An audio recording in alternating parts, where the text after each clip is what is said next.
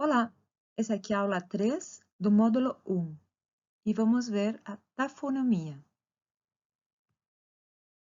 Nós vimos na videoaula passada que a fossilização é algo raro e é a exceção que foge à regra, porque ela representa a interrupção do ciclo da matéria orgânica. Normalmente, tudo aquilo que morre é decomposto, liberando nutrientes para a produção primária e para alimentar toda a teia da vida. Então, a gente poderia pensar que algo muito duro, como um osso, a gente sabe que tem mais chances de fossilizar do que um tecido mole. Então, podemos pensar que qual que é um vertebrado muito grande? Uma baleia. Agora, reparem, esse aqui é uma série de fotografias de uma carcaça de baleia no fundo do mar, frente à costa da Califórnia. Eles ficaram monitorando, um grupo de pesquisadores ficou monitorando essa carcaça ao longo dos anos e viram como ao longo de 7 anos toda aquela carcaça de baleia, todos aqueles ossos que pareciam que iam perdurar para sempre, foram decompostos, foram consumidos por organismos e voltando então ao ciclo da vida. Então, nem o osso de baleia tem garantias de fossilizar. Eventualmente fossiliza, mas a fossilização é um evento raro. Se vocês entrarem no link que tem embaixo dessa página, poderão até ver um vídeo que mostra organismos adaptados a consumir osso de baleia. E como isso sustenta todo um ecossistema ali no fundo do mar. Então, isso aqui é a trajetória hipotética de um organismo após a sua morte até ele virar fóssil. Esse aqui seria a linha do tempo, da morte até a coleta. Mas a gente sabe que de tudo aquilo que viveu num determinado lugar, num determinado intervalo de tempo, aquela associação viva, a biocenose, apenas uma pequena parte é que vai fazer parte da associação morta, também conhecida como tanatocenose. Por quê? Na realidade, no próprio momento da morte, quando um organismo preda o outro, está destruindo aquele organismo. Nessa transição entre a biocenose e a tanatocenose, costuma ter a maior destruição, ou a destruição da maior parte dos tecidos moles. De tudo aquilo que faz parte da tanatocenose, apenas uma pequena fatia é o que vai começar a fossilizar. Agora, nós vimos que o fato de algum resto chegar a fossilizar, não é garantia de passar para a posteridade para sempre. Apenas uma pequena porção daquilo que um dia chegou a fossilizar é que vai chegar até os dias de hoje, fazendo parte da associação fóssil hoje.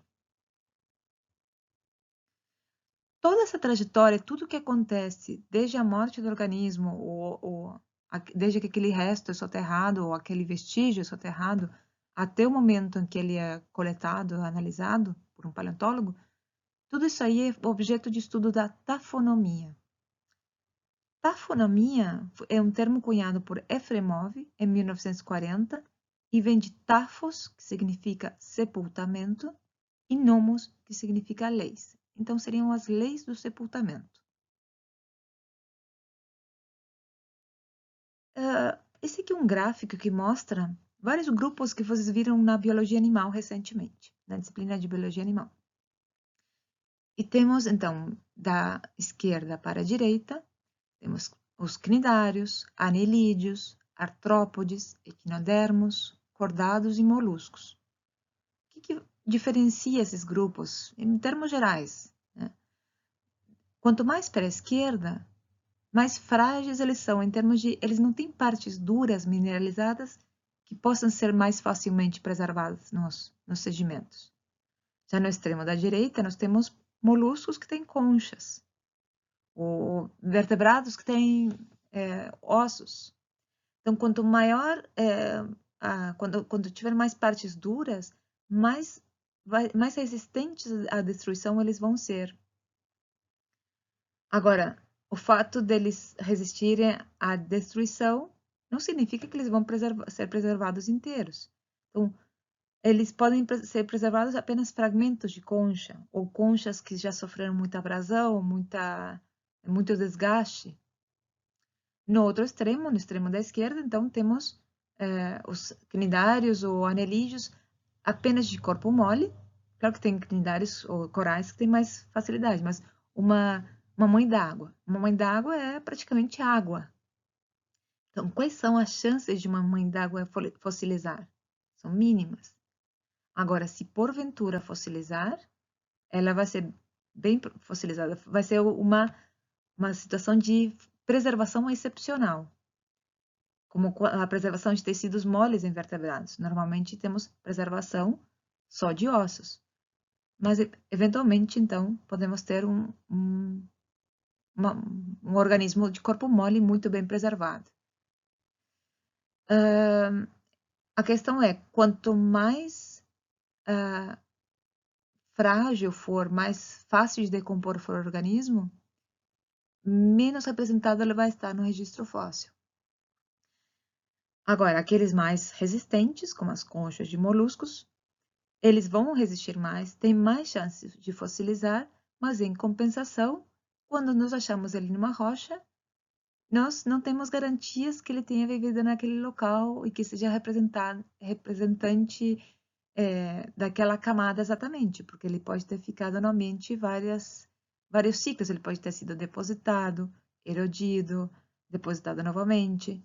Então, tem muitas mais chances daquele resto estar misturado, tanto no tempo como no espaço. Pode estar num lugar que não representa o lugar onde ele vivia no passado. Essa aqui é a Carta Cronoestratigráfica Internacional que vocês já viram na disciplina de Geossistemas, na primeira de Geossistemas. Como é que ela é organizada? Essa aqui é uma divisão do tempo geológico, desde o início da formação da Terra até os dias de hoje. E ela vai de baixo para cima, da direita para a esquerda, até os dias atuais, no topo da esquerda.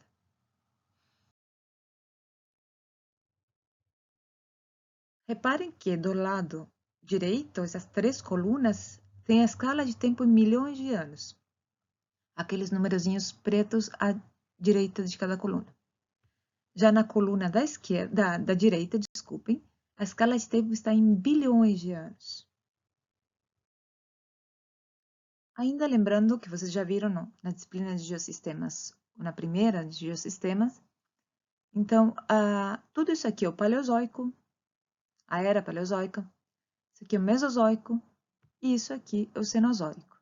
E as eras Cenozoico, Mesozoico e Paleozoico, então, são as que compõem o Eão Fanerozoico. Tudo que está antes do Fanerozoico, a gente chama genericamente de pré-cambriano, porque o início da Era Paleozoica é no período cambriano. Mas, na realidade, o pré-cambriano são aqueles bilhões de anos. Lembra que a escala nessa coluna da direita está em bilhões de anos. E esse pré-cambriano, genérico pré-cambriano, na realidade, compreende três grandes eões, o Adiano, Arqueano e Proterozoico. Por que estamos lembrando disso agora? Quando a gente olha a escala de tempo geológico, nós estamos aqui onde aponta a seta azul. É um piscar de olhos em termos de tempo geológico. E nós temos uma estimativa de mais de 4 milhões e meio de espécies de plantas e animais atuais. Provavelmente esse número está subestimado. Agora, onde aponta a seta vermelha, na direita da figura, nós temos os fósseis mais ou menos por aí que parecem os fósseis mais antigos. E de lá para cá, em toda essa imensidão de tempo geológico, nós temos em torno de 250 mil espécies fósseis descritas. É claro que no início dos tempos a diversidade era mínima, surgem as primeiras formas de vida, mas quando entramos no Fanerozoico, já no Cambriano, praticamente todos os filos atuais já estavam presentes. E quando passamos por Ordoviciano, há um preenchimento desses filos com uma grande diversidade de famílias. Então, isso mostra, mais uma vez, como o registro fóssil ele é incompleto e como a fossilização é algo raro. Bom, mas voltando para a taxonomia.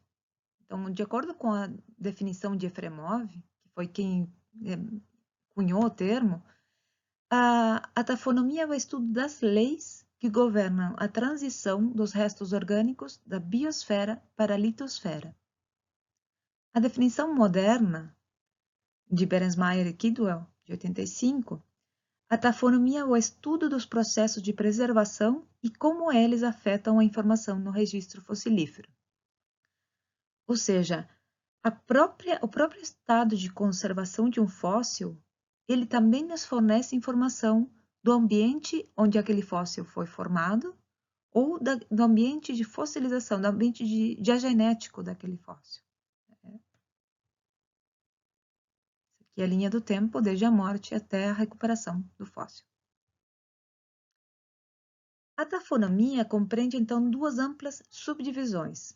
A primeira parte é chamada de biostratinomia, e é tudo o que acontece com o organismo, com o resto ou com aquele vestígio, até o soterramento.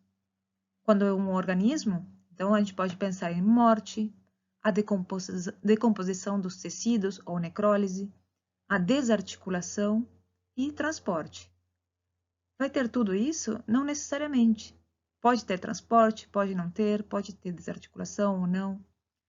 Tudo isso aí é objeto de estudo da biostratinomia. E, finalmente, temos a diagênese dos fósseis, ou fossil-diagênese, que é tudo o que acontece com aquele resto após o soterramento. Então, a taxonomia é como um trabalho de CSI. Se investiga as cenas do crime, mas não existem testemunhas. Por isso é tão importante tomar cuidado na hora da coleta dos fósseis. Muito antigamente se coletava um fóssil e não se mandava por um especialista, se via, por exemplo, um tronco de árvore, ou mandar para um especialista em troncos de árvore. Mas não se prestava atenção no modo como aqueles fósseis estavam dispostos no substrato, na rocha. Isso aí é fundamental para para extrair mais informação do fóssil. Por exemplo, podemos saber se houve um transporte ou não. Se não há sinais de transporte, então nós podemos associar aquela rocha àquele fóssil e dizer essa rocha representa o ambiente onde esse organismo vivia. Então, a taxonomia nos dá respostas sobre, por exemplo, como quem é que morreu? Como morreu? Foi uma morte natural? Foi uma morte catastrófica? Então, nós temos novamente esse diagrama esquemático do que pode acontecer com organismos após a morte. Então, essa aqui é a linha do tempo. No início, temos a morte, com a necrólise, a decomposição dos tecidos. Pode haver transporte, desarticulação. Depois há uma sedimentação que leva ao soterramento daqueles restos. A diagênese.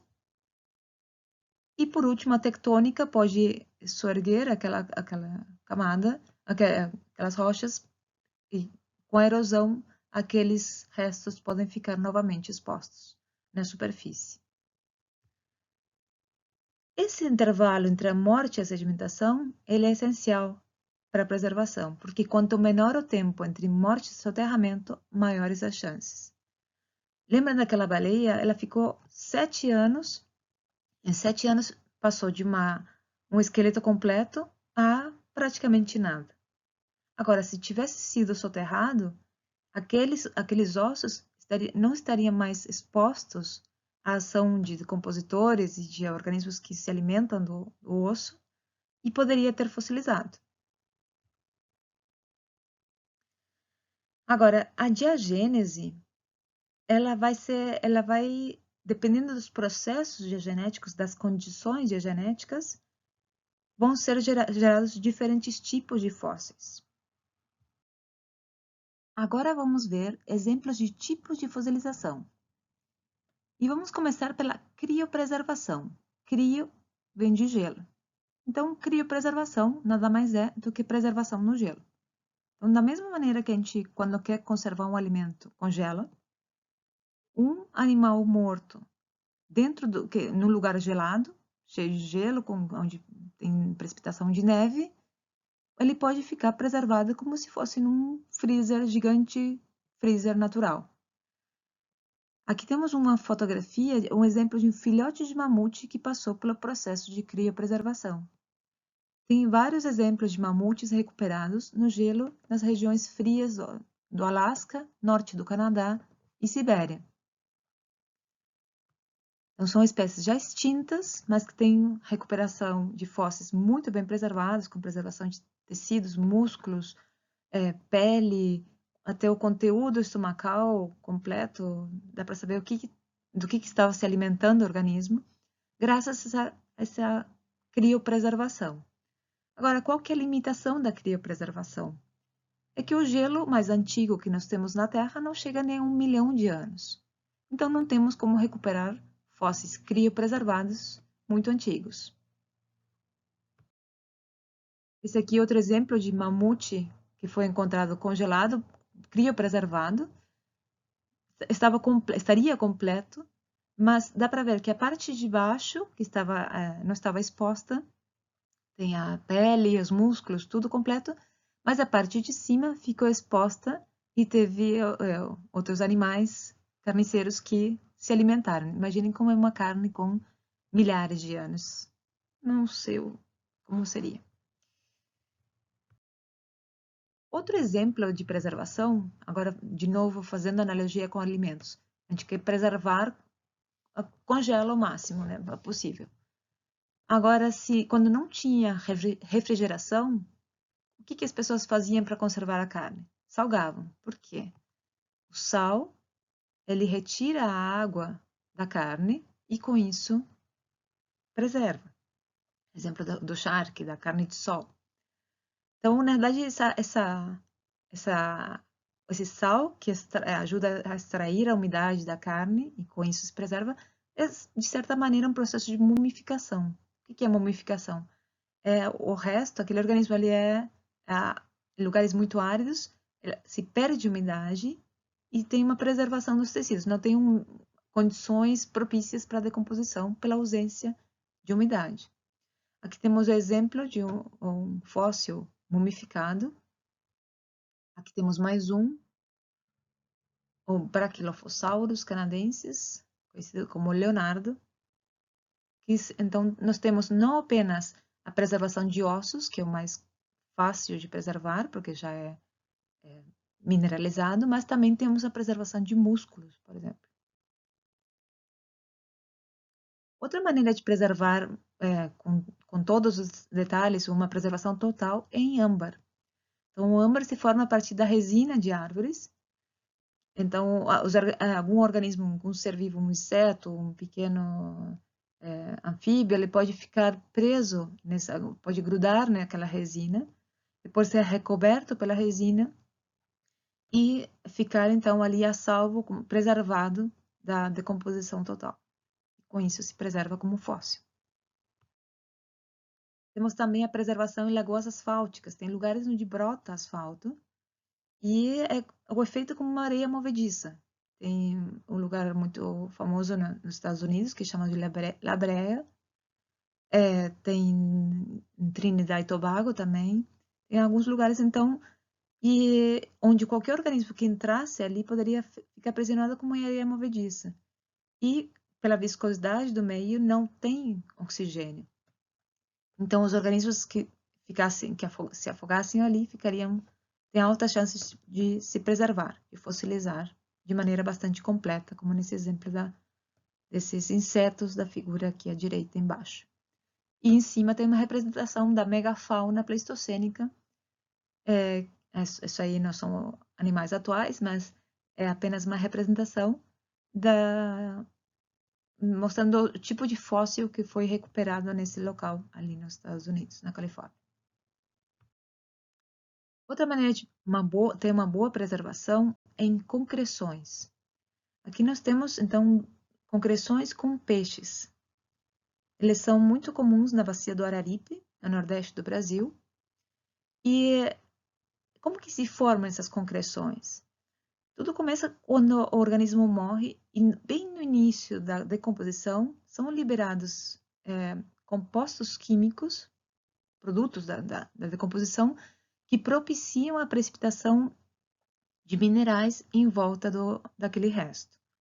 Aquele mineral vai precipitando em camadas sucessivas ao redor do resto, isolando o resto e impedindo a decomposição total dele. Dá para ver aqui na figura do lado direito do slide, como que aparece na figura A e na B, por exemplo, dá para ver bem como que essas concreções são encontradas dentro da rocha sedimentar. Então, são partes mais duras que sobressaem e dentro, então, se dá, na figura E, por exemplo, dá para ver tem uma concreção já fora da rocha, se dá uma batidinha do lado e dentro aparecem peixes, lagartos, aparece de tudo. São muito comuns as concreções de peixe na bacia do Araripe, ali na formação Romualdo. E por isso, nesse caso, quando são peixes, a gente chama de ictiólitos. Ictio, de peixe, lito, rocha. Outra maneira de fossilizar é a carbonificação. Carbonificação, como o próprio nome sugere, tem a ver com carbono. Então, o que acontece? É quando todos os elementos eles volatilizam, ficando apenas uma pequena camada, uma película de carbono. Aqui nós temos um exemplo de folha. Na verdade, a carbonificação é mais comum em folhas, mas pode acontecer também com insetos, como esse aqui da esquerda. E acontece em águas estagnadas, onde não tem oxigênio para a oxidação da matéria orgânica por completo. Outra maneira é a recristalização. Então, tem alguns organismos que são feitos de muitas conchas ou equinodermos são de carbonato de cálcio. Agora, esse carbonato de cálcio ele pode ser tanto calcita quanto aragonita. O que muda é a forma cristalográfica, mas não é a composição química. É tudo CaCO3, carbonato de cálcio. Só que a aragonita ela é muito mais instável do que a calcita. Então, facilmente ela recristaliza para uma forma mais estável que a calcita. E com isso muda um pouco o aspecto. A gente consegue ver cristais visíveis a olho nu, que quando é o resto original, a gente não observa. Outro tipo de fossilização é a substituição.